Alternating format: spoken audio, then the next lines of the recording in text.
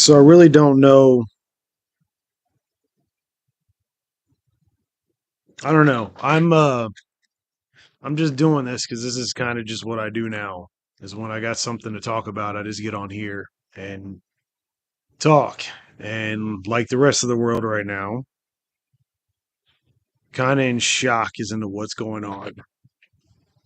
And obviously, I think like the older you are, obviously, like the more this is obviously going to impact you, more than likely. Because thinking about a world where Ozzy Osbourne doesn't exist is kind of fucking crazy. Um, it's wild. Like before, I want to talk about just some of the things because I was able to discover Ozzy at like the perfect point in time. But before I even begin to talk about anything like that, like every single artist page that I watch or follow on every single social media channel, every single one, they, they all have a picture with Ozzy, every single one of them. And they posted it today, obviously. And it's just crazy. Like, Jesse, I'm going to highlight you real quick. My dude Jesse Workman's at the Pantera concert tonight, and he said it's going to be emotional. I couldn't even imagine. I couldn't even imagine. But like the amount of people that Ozzy touched, not even from a fan standpoint, like you can make all the accusations in the world that, like, okay, if it wasn't Black Sabbath, it would have been someone else. However, it wasn't someone else. It was this timeline, and Black Sabbath created metal. Period. Without them, there wouldn't be any of this. And to see the amount of different bands and acts that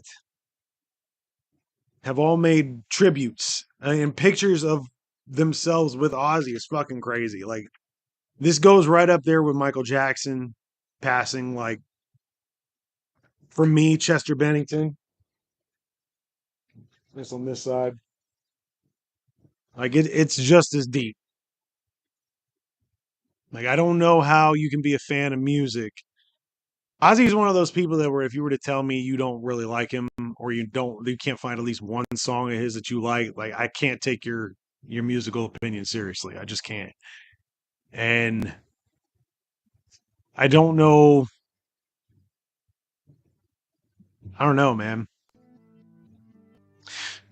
I really don't even know what I'm trying to say.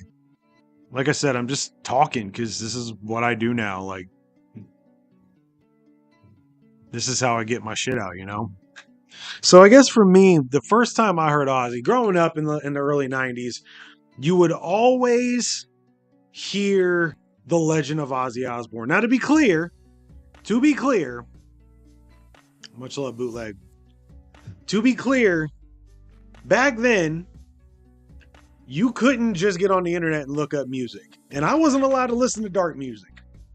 And it wasn't readily available on the radio where I lived. I don't know about major cities or whatever, but the Dayton, Ohio area really didn't have a station that played Ozzy Osbourne on a regular basis. So you heard the rumors, you heard the legend of the guy who bit the head off of bat, in high school. I'm sorry, not high school, but elementary school as a little kid, and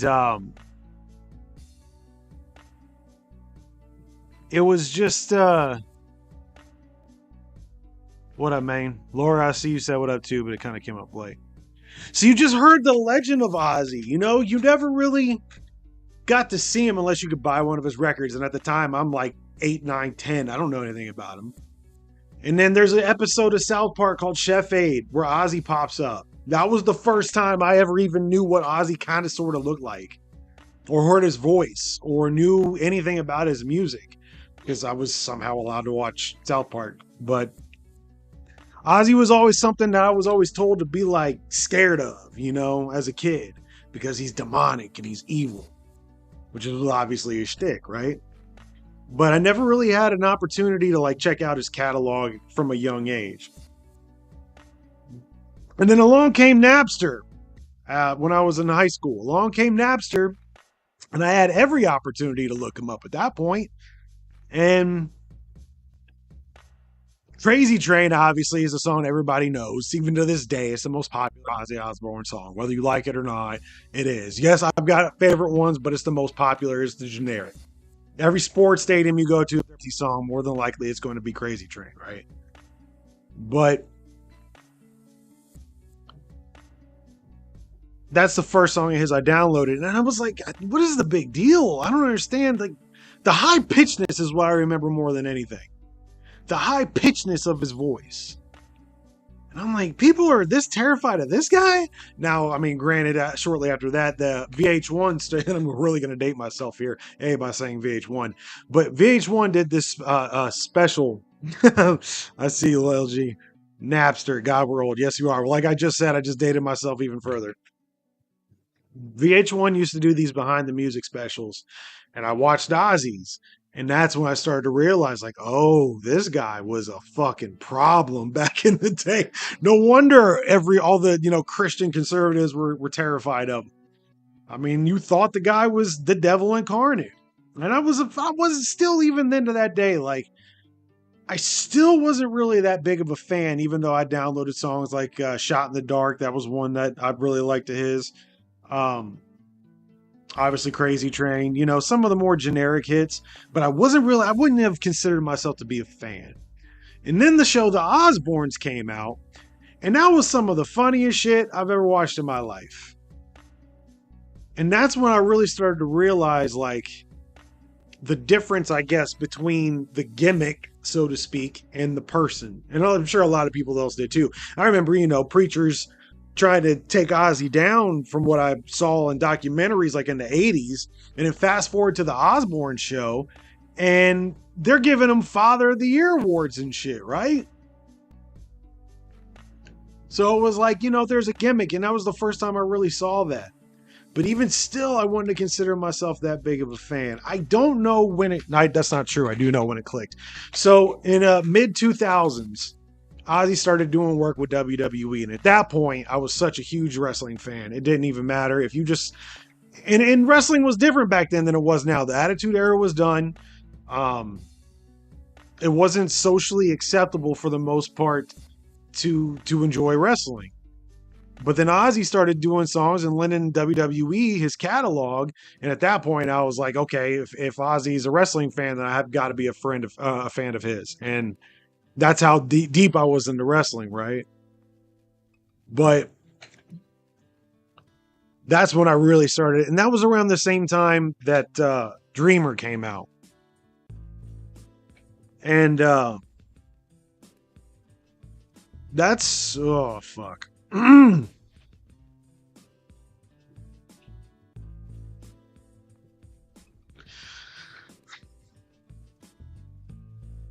The song Dreamer came out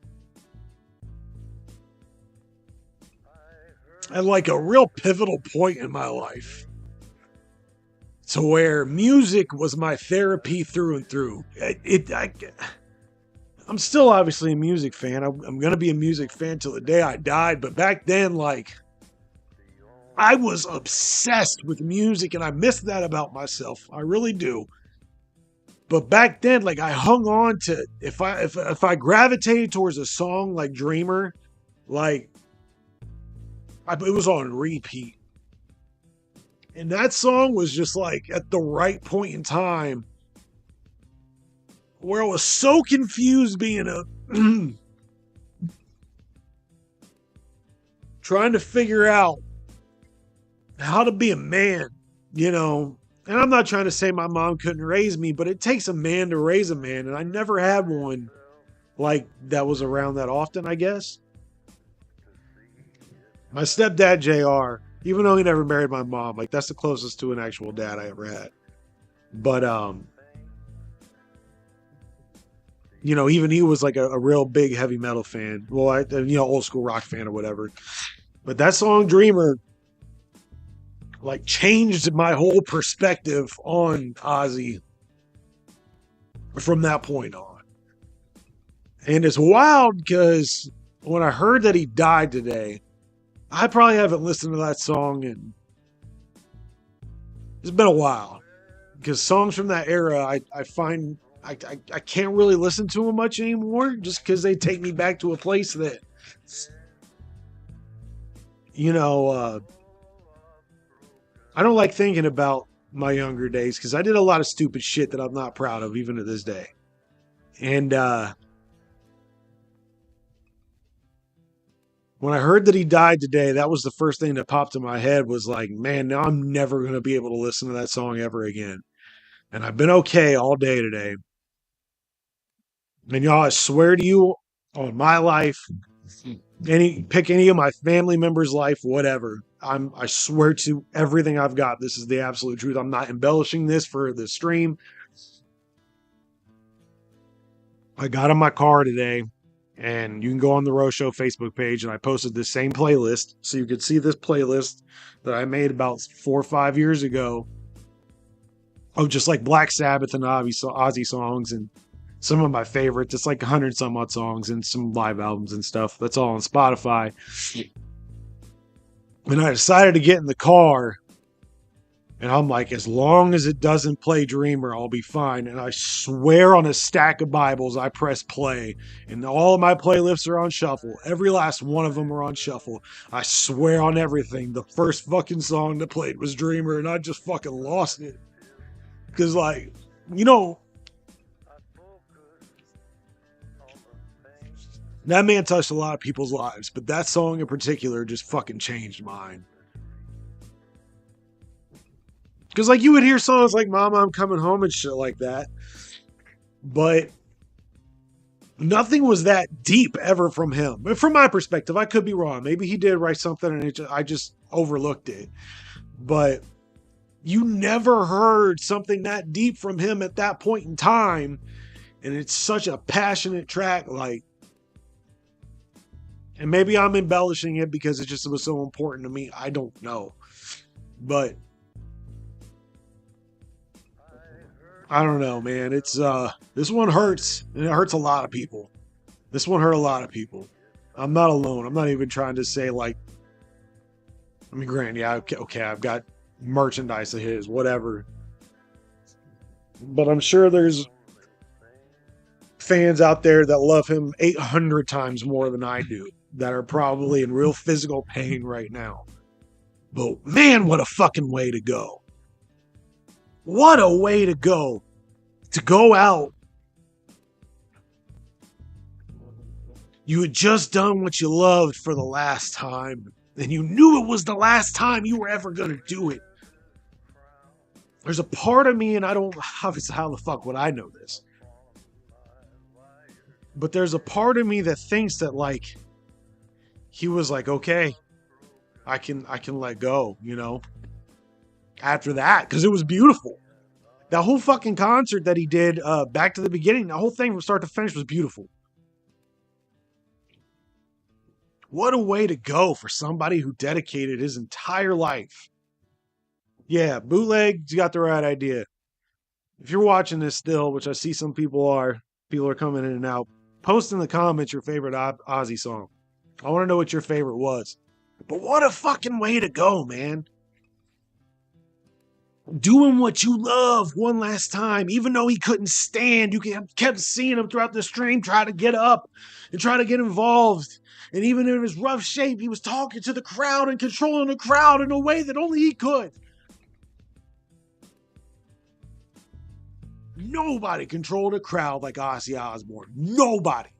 Fuck what you heard. I don't care who your favorite artist is. Nobody commanded a crowd like he did. Whatever he said on stage into that microphone, you did. If he said clap your hands, you clapped your hands. If he said make noise, you made noise. And you did it because he was able to pull you in with his passion. And that's what I love the most about him. When I really started diving into his catalog, that's what I really noticed more than anything about him. Jason's got a pretty long one here. I want to read it though. If anybody else got anything to say, just say it. I don't know what I'm doing here. Like, this is just therapy for me. So anyway. Ozzy changed my life, no joke, says Jason, and touched my soul for real for my entire life. He may be the most important artist to ever be a part of my life. I grew into other things after I grew up, but as a young person, he was everything. I couldn't pick a favorite song. Jason is impossible. If you ask him to pick one thing, he'll pick three. You just can't fucking do it. That is his shtick. Jason Perkins is shtick. But yeah, I mean, I don't know how you can be involved in metal as a fan or an artist and he just not touch you in some way, even if you don't know it. LG says, Crazy Train. Absolutely. That's obviously a classic. Thomas Russell Changes is a classic, of course. You know, I don't even know Dreamer was my favorite song that he ever did. It was just one that just at the right time for me as a kid. And being able to, because you got to remember in the early 2000s, it was all blood, guts, and murder for the most part. And nobody really had songs like that. And I think that's why it spoke out the most to me. Or it was like, okay, well, if Ozzy can get this deep, I don't see why anybody else can't, you know? And obviously, I was listening to boneheads like ICP and whatever you think about Linkin Park, I really don't care. I got Tobias leaning over my shoulder here. That kind of threw me off. I was like, what the fuck? But yeah, I don't know, man. This was a tough one. And I know I'm not alone. I know there's a lot of people that are going to be hurting over this one. And it's just, oh, RIP to a legend. Absolutely. This is a tough one. And just again, like you just think about all the artists that he put on. I don't know if you have. The first time I really started hearing about Slipknot was when they were on the Ozfest run. Same thing with System of a Down. I didn't really hear anything about System of a Down either until they got on Ozfest. Like that was the thing with Ozfest. You almost went there to find the new acts almost. And he made so many people's career just with Ozfest alone. Linkin Park, there's another one. They started to blow up shortly after getting on Ozfest. Like this dude just, every major band has a connection to this guy in some way, shape, or form, you know? Perkins says, in my first band we played through and played the entire Paranoid album. I can recite the entire album word for word. Thomas Russell, I was lucky enough to see him live a couple of times back in the 80s and 90s. He's always put on an amazing show. Rob Russell, Ozfest molded our entire generation. Dude, right there. Rob just said it perfectly. Ozfest molded our entire generation of metalheads. That is the most accurate statement of the day, by far. It did. All the different major, today, the biggest hitters, other than maybe Metallica, the biggest hitters in the world got their start on Ozfest, more than likely. Mudvayne, you know? It's all of them. And it's just, I don't know how you can even put into words like, actually, I just do. Perkins just hit it for me. He is the most influential metal performer ever, plain and simple, by far. By far. I don't know. It's just hard to. It's just hard to process this one, I guess, more than anything. I don't know how you. This is the first time in my 39 years of being alive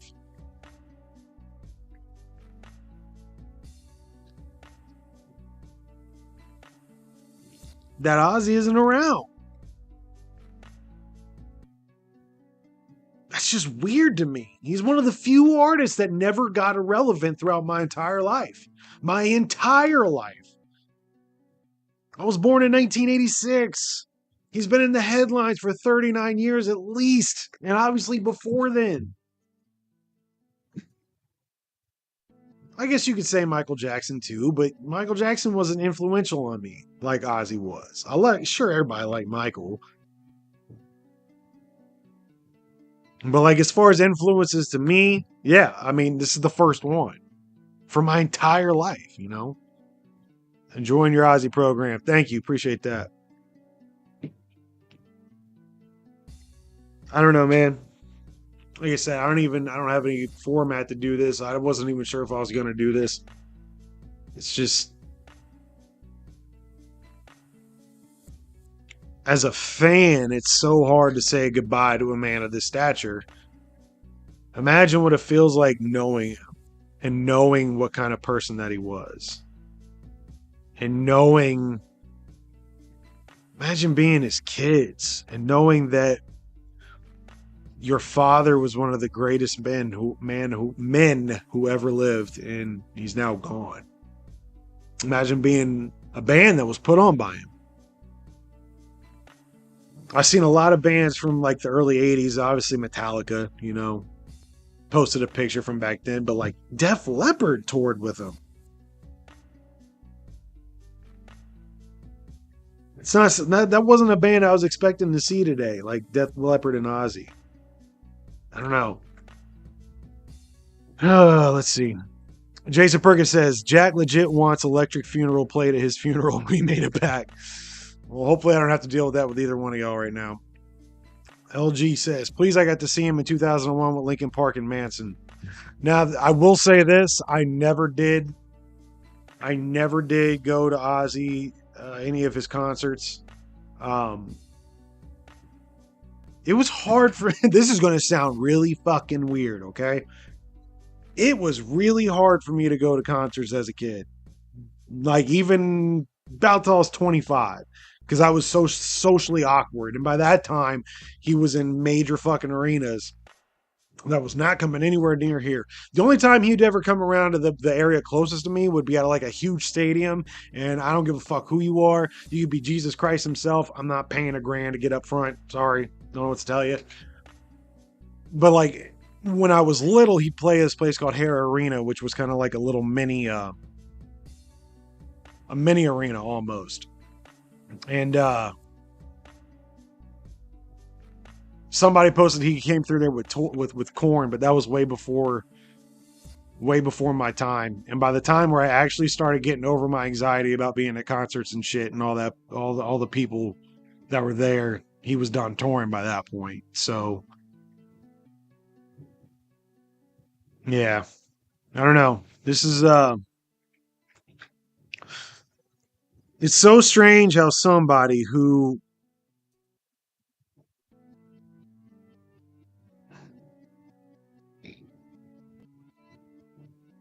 it's so strange that somebody who you don't know can affect you this hard. We feel like we know them, right? But we don't. But they still affect us to that point to where we hurt, even though we've never met face to face. And the only other time in my life, like I said, where I felt this way, like I do right now, was when this guy, Chester Bennington, passed.